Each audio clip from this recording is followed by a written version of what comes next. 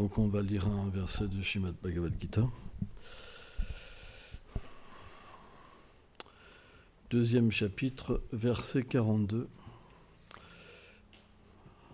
Chapitre intitulé Sankhya Yoga.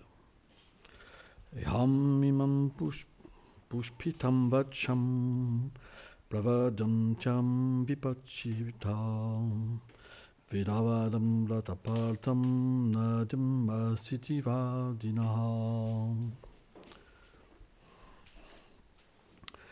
Ô Partha, les insensés rejettent le sens réel des Védas par attachement aux déclarations fleuries de certaines de leurs sections, qui glorifient la poursuite des plaisirs célestes. Et ils disent qu'il n'y a pas de vérité plus élevée. Commentaire. Le Seigneur donne différentes écritures, différentes religions, selon la qualification des êtres. Tous n'ont pas le désir de complètement s'abandonner à lui. Certains ont de forts désirs de jouissance matérielle. Afin de les attirer à lui, le Seigneur donne la voie de l'action intéressée, karma kanda, qui prescrit des devoirs afin d'obtenir comme bénéfice de renaître sur différentes planètes édéniques, où demeurent les demi-dieux.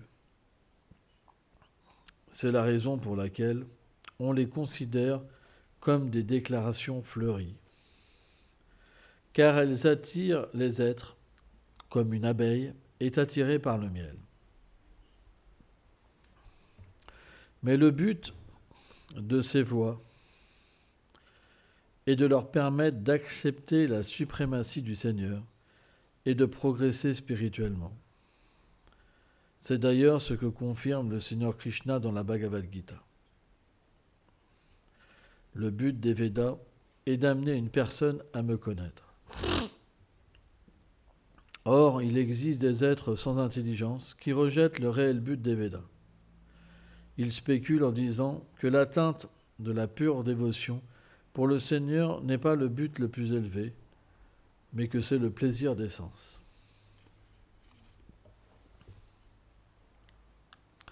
Om Agana Timilandasya Ganam Jalam Shalakaya Shakshu Lomeditam Jena Tasmei Shigulave Nama Namahom Vishnu Padaya Krishna Prestaya Bhutale Shrimate Bhaktivedanta Swamin Nitinamine Namaste Sarasvati Deve Golavani Pracharine Nilveshesha Sunyavadi Prachatya Deshatarine. Goravani, il est où? Ah, il cuisine. D'accord. Donc, c'est un point intéressant. Parce que c'est le Seigneur lui-même qui explique cette attraction qu'ont les âmes conditionnées pour le plaisir. En fait, le Seigneur Brahma lui-même explique cela dans le Srimad Bhagavatam, où il dit que les êtres sont enchaînés à ce plaisir, à cette recherche de plaisir. Et que tout dans ce monde bouge par cette recherche. Et surtout le plaisir sexuel. Aussi, le Seigneur explique que celui qui se détache de ce plaisir peut seul m'atteindre. Ainsi, le Seigneur Brahma dit que la vie sexuelle est comme une chaîne qui emprisonne l'âme. Quand on se détache de ce désir, alors on peut fixer ses pensées sur le Seigneur suprême. Sans ça, ce n'est pas possible. C'est pourquoi, dans la société védique, le Varnashram Dharma, il y a différentes étapes où l'être vivant peut soit se marier, soit directement renoncer. Mais le mariage n'est pas considéré comme une étape durable. On passe par le brahmacharya, l'étude avec le gourou.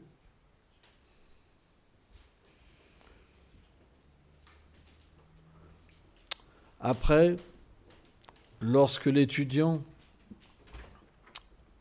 a une tendance pour se marier, le gourou donc donne cette possibilité aux disciples de se marier ou de renoncer.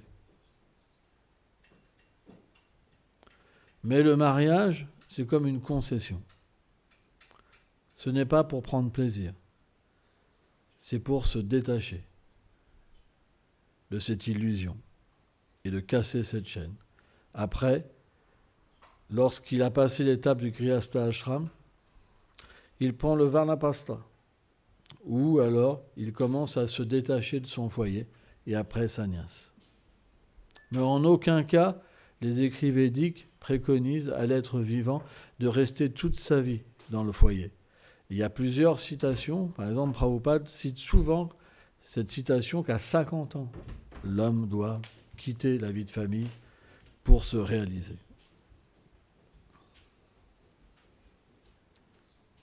Pourquoi ? Parce qu'au moment de la mort, c'est notre attachement qui va être nos prochaines destinations. Par exemple, si quelqu'un est attaché à une femme, il reprend un corps de femme. Si quelqu'un est attaché à un homme, il reprend un corps d'homme. C'est l'attachement propre-adhérent en l'être vivant qui lui donne une prochaine direction. C'est pourquoi, lorsqu'on s'attache trop à un animal, on peut aussi prendre naissance comme un animal. Et on voit dans cette société où il n'y a pas de spiritualité, comme en Occident, où les gens sont vraiment dégoûtés des relations humaines, parce que les gens n'ont pas de qualité. La seule qualité qu'ils ont matérielle, c'est l'exploitation, c'est la qualité matérielle. Ils sont avec vous pour vous soutirer du plaisir, parce que vous leur apportez quelque chose. Une fois que vous leur apportez plus rien, ils vous délaissent. Ça, c'est la conception matérielle de l'existence. Donc, naturellement, les gens riches, qu'est-ce qu'ils voient ?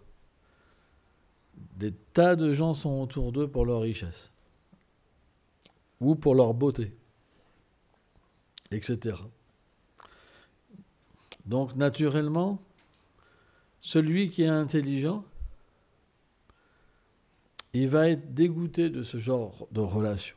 Et on voit que des grandes personnalités, en France par exemple, des grands acteurs comme Alain Delon, disent que seul mon chien ne m'a jamais déçu. Pourquoi ? Parce que l'animal est très, comment on pourrait dire, très loyal envers son maître.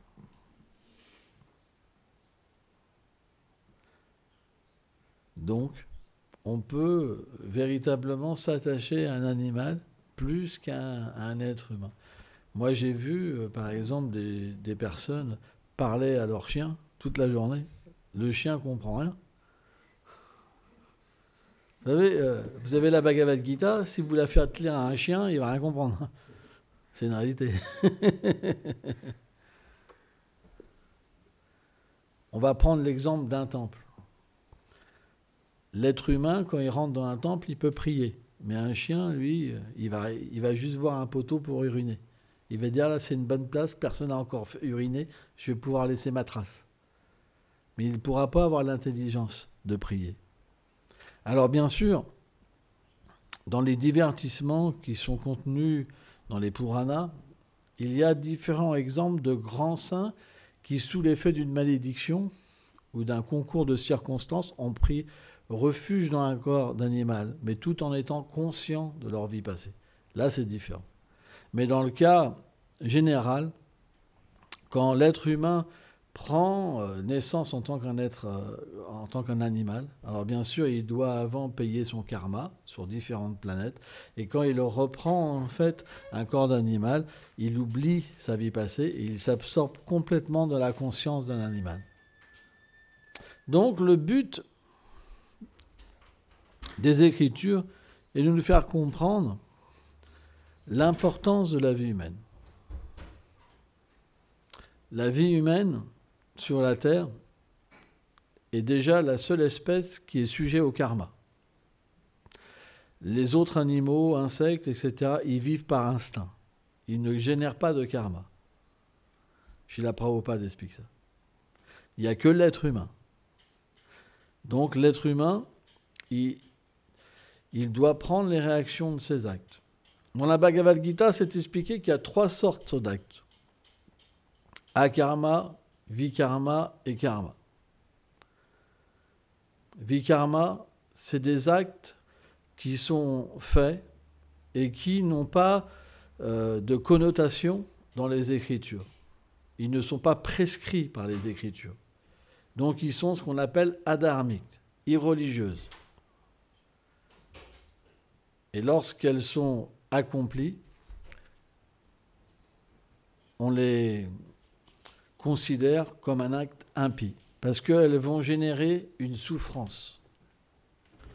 Alors que l'acte qui est prescrit dans les Écritures, en vue d'atteindre une meilleure destination matérielle, donc là on a parlé du karma kanda, l'atteinte des planètes édéniques, lorsqu'on les suit, on ne génère pas un karma négatif, mais on va générer un karma positif, dans le sens qu'on va pouvoir avoir du bonheur matériel. Or, l'être intelligent, qu'est-ce qu'il considère ? Que ça soit une bonne activité matérielle ou une mauvaise activité matérielle, elle génère du karma. Parce qu'elle fait errer l'être vivant dans toutes sortes de situations matérielles. Parfois, il atteint les planètes édéniques. Mais Krishna a dit, quand les fruits de ces actes pieux sont presque consumés, il reprend naissance sur la terre. Et celui qui accomplit des actes impies, il va sur les planètes inférieures, où il doit souffrir. Donc la souffrance et le malheur, c'est quelque chose que l'âme conditionnée connaît vie après vie. Parce qu'on ne fait pas que des activités pieuses. Parce que l'être vivant, il est poussé à agir malheureusement d'une manière imparfaite. Donc, qu'est-ce qui nous reste ? Vikarma, akarma. Akarma, ça veut dire quoi ? Ça va la même planète. En fait, Krishna dit, délaisse toutes ces voies-là. Et juste abandonne-toi à moi. Parce que cette nature d'être relié à moi, elle est éternelle. C'est ta nature éternelle, ton soi dharma. Si tu agis comme ça, ce n'est plus une question matérielle. Or, dans cette situation-là, lorsqu'on sert le Seigneur suprême, juste pour lui faire plaisir, alors on se libère de toutes les réactions de nos actes passés, on se purifie et on éveille notre conscience originelle. Ça veut dire, on peut être conscient de notre corps spirituel, de notre non spirituel, des attributs et de la place qu'on a dans les divertissements du Seigneur suprême. Sans ça, ce n'est pas possible. C'est pourquoi Krishna explique Bhaktyamam abhijanati. À moins de me servir avec cette dévotion, on ne peut pas m'atteindre. Ce n'est pas possible. Krishna dans la Bhagavad Gita explique on ne peut pas m'atteindre par une adoration réglée, en donnant la charité, en faisant des austérités, en étudiant les Écritures. Simplement par la dévotion. C'est par cette dévotion que tu peux me voir, Arjuna, comme je suis. Ainsi, l'être intelligent, il peut comprendre que bien sûr, l'activité réglée dans le service de dévotion, elle peut aider à un certain niveau. Mais c'est seulement l'association avec des purs dévots qui va faire que l'être vivant peut développer la pure dévotion. Ce n'est pas possible. Alors il peut avoir au début un certain attachement pour les activités dévotionnelles réglées. Parce qu'on s'identifie à un brahmana. Mais un brahmana, ce n'est pas un pur dévot. C'est simplement quelqu'un qui a la connaissance pour voir la vérité partout. Mais il peut la voir de différentes manières, mais pas telle qu'elle est véritablement, parce qu'il n'est pas une âme réalisée. Or, accomplir des activités réglées simplement pour les activités, parce qu'elles nous procurent une certaine satisfaction, ce n'est pas de la pure dévotion.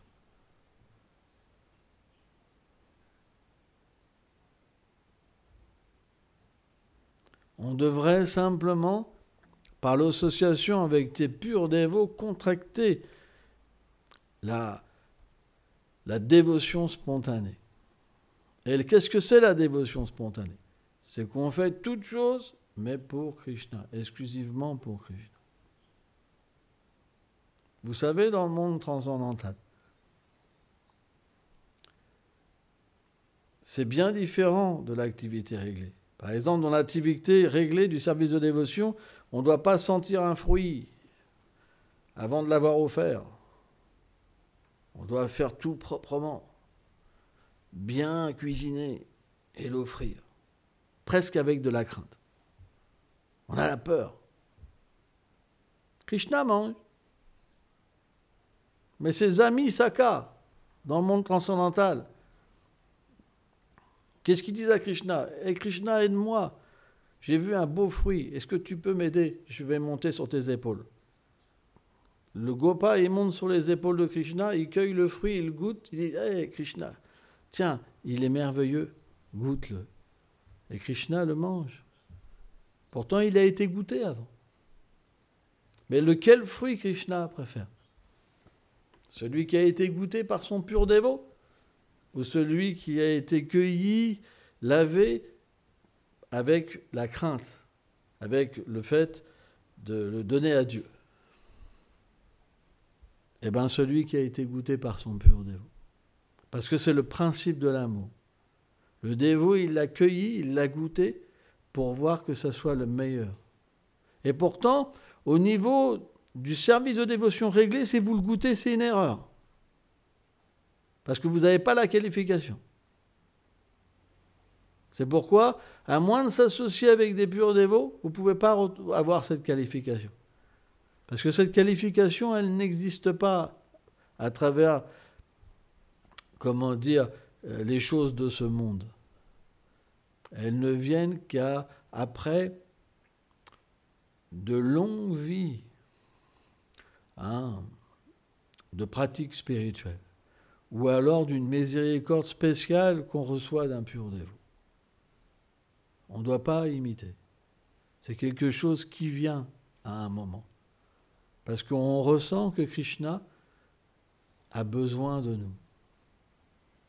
Et Krishna va engager simplement notre vie de tous les jours avec cette relation d'amour. C'est pourquoi ne pensez jamais que seulement dans un temple vous pouvez accéder à la pure dévotion. Quelqu'un qui adore son Krishna chez lui, il peut très bien atteindre cette Raghunaga Bhakti par la grâce d'un pur dévot. On prend l'exemple d'un cordonnier. Il y avait un cordonnier qui était ignorant. Il se servait d'un shalagram shila, alors c'est une pierre noire qui est Krishna lui-même, pour planter les clous sur les souliers. Et un jour, il avait une humeur particulière, c'est que c'était un grand dévot. Il faisait ça avec un shalagram shila, bon c'est étonnant, mais il chantait tout le temps la Gita Govinda de Jayadev Goswami, avec des émotions. Et un jour, un brahmana qui ne comprend pas la Raghunaga Bhakti, il a vu ça, il dit mais il n'est pas bien. Il prend un shalagram pour taper des clous. Réveillez. Il faut dormir quand c'est le moment de dormir et être réveillé quand c'est Krishna Gata. Si vous dormez pendant Krishna Gata, alors au moment de la mort, vous allez penser à quoi?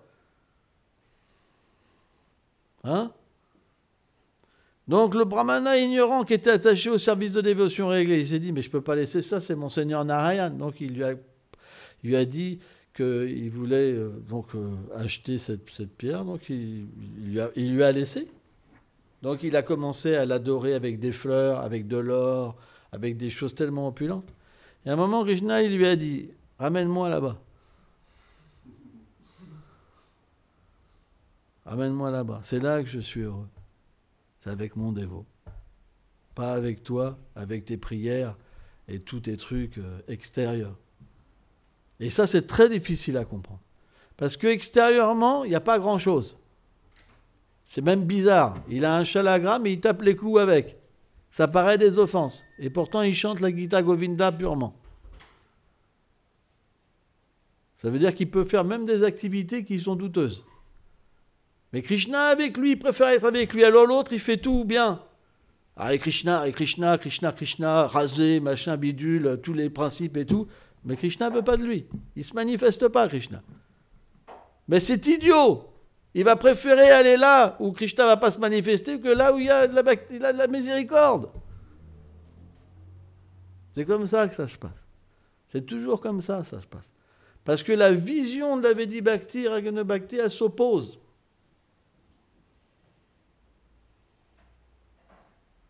Celui qui est dans la Vedi Bhakti, quand il voit un Raganuga Bhakta, il dit il y a des fautes. Et pourtant, il ne voit pas Krishna. Et l'autre, il voit Krishna. Donc c'est très difficile à comprendre. C'est pour ça qu'on rencontre un Bhakta qualifié, on est perdu.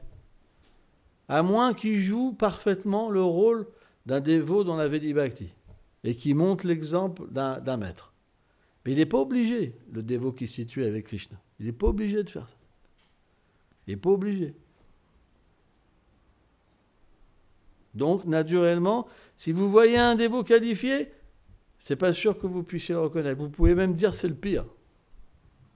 Alors que lui, Krishna, il aime être avec lui.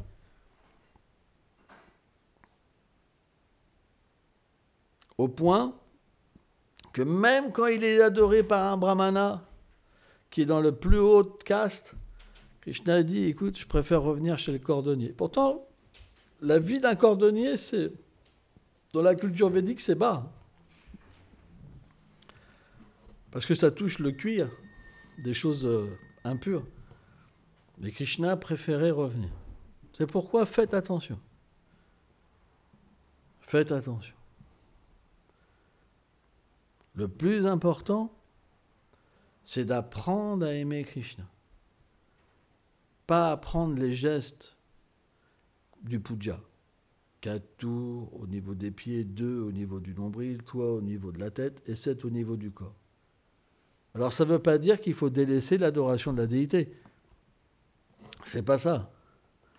Mais il faut adorer en comprenant le sentiment avec lequel on doit l'adorer. Et après, ça marche. Il y a cette histoire d'un dévot qui avait adoré pendant 20 ans Krishna.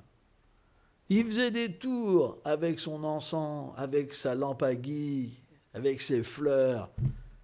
Il y avait tellement d'opulence, des guirlandes de fleurs, c'était changer les déités 2 fois par jour, des offrandes partout. Mais il n'était pas personnel avec Krishna. Et un jour, il en a marre. Au bout de 20 ans, il dit, Krishna, je te laisse. J'ai entendu parler que Radharani, elle est plus miséricordieuse. Je vais servir Radharani à Varshan. Et sur le chemin, qu'est-ce qu'il voit? Il voit un enfant avec un teint sombre. Et l'autre enfant, la couleur du cristal du nuage blanc. Avec des vaches. Il était avec son baluchon, avec son bâton. Et Krishna lui dit, tu vas où, Baba? Il lui dit, je vais servir Radharani, elle est plus miséricordieuse que Krishna. Et à ce moment-là, ils ont tous disparu. Krishna, Balaram et les vaches. Il a réalisé. Et plus tard, Krishna est revenu pour lui expliquer. Tu t'es jamais adressé à moi personnellement. Ça fait 10 ans que tu m'adores, jamais tu t'es adressé à moi. C'est pour ça que j'ai jamais pu réciproquer avec ton adoration. Il y a plein de pujaris Plein de gens de brahmanas là, qui adorent Krishna avec des tours comme ça. Ils adorent ça. Mais jamais Krishna leur parle. Parce que si Krishna leur parle, qu'est-ce qu'il va lui demander, Krishna? D'abandonner toutes les choses qu'il aime pour lui. Ils ne sont pas prêts à ça. C'est pour ça qu'ils n'entendent pas parler de Krishna. Parce que si Krishna vous parle, ouh là là, fais ça pour moi, fais ça pour moi. Ah ben je peux pas, ah ben ok, ben je te parle plus. C'est pas si simple. Devenir un pur dévot, ça veut dire faire ce que Krishna veut. Et pas ce que vous voulez. Il y en a ici, ils ne veulent pas faire ça, ça ne les intéresse pas ça. Vous n'entendrez jamais Krishna, vous ne pouvez pas avoir le darshan de Krishna. C'est pas possible. Vous voulez simplement faire ce que vous voulez. Ça ne marchera jamais. Ouvrez votre cœur. Dis-lui comme ça, à partir d'aujourd'hui, je ferai ce que tu veux. Ah, vous allez sentir quelqu'un qui approche. Si vous n'êtes pas sincère, vous allez fermer vos oreilles. Ou alors vous allez dire, pardon Krishna, j'ai encore des désirs. Krishna dit, ok, j'attends. Ça fait 1,5 million de vies que j'attends dans ton cœur. J'ai encore essayé dans cette vie, mais ok, tu as encore des désirs, pas de problème. Tu referas encore la même chose, comme les 1,5 million vies d'avant. Parce que c'est toujours la même chose, le monde matériel. On s'attache, on pense qu'on va être heureux, on fait que souffrir, mais on continue. Et encore une fois, et encore une fois, et encore une fois. On a vu papa et maman souffrir toute leur vie, mais nous, on ne va pas souffrir. Vrai ou pas? Est-ce que c'est vrai? Et pourtant, est-ce que l'envie de se marier, elle est partie? Non. Donc, si ce n'est pas parti, on doit accepter le mariage pour Krishna. Pour se purifier et pas tomber dans l'illusion. Sans ça, où va être Krishna?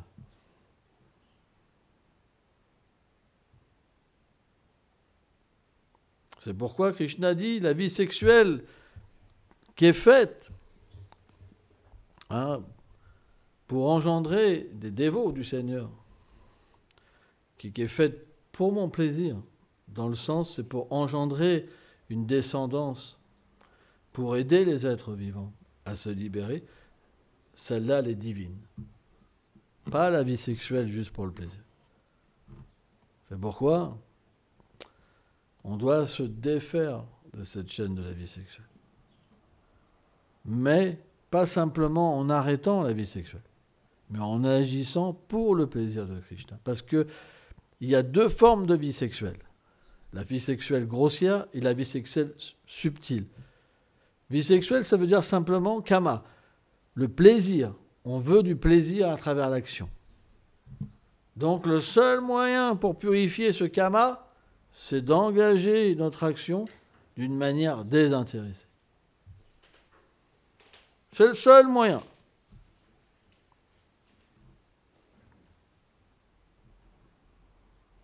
Si vous n'acceptez pas ça, vous referez la même chose que vous avez fait vie après vie, vie après vie. Et il y en a qui le font même 3-4 fois dans une vie.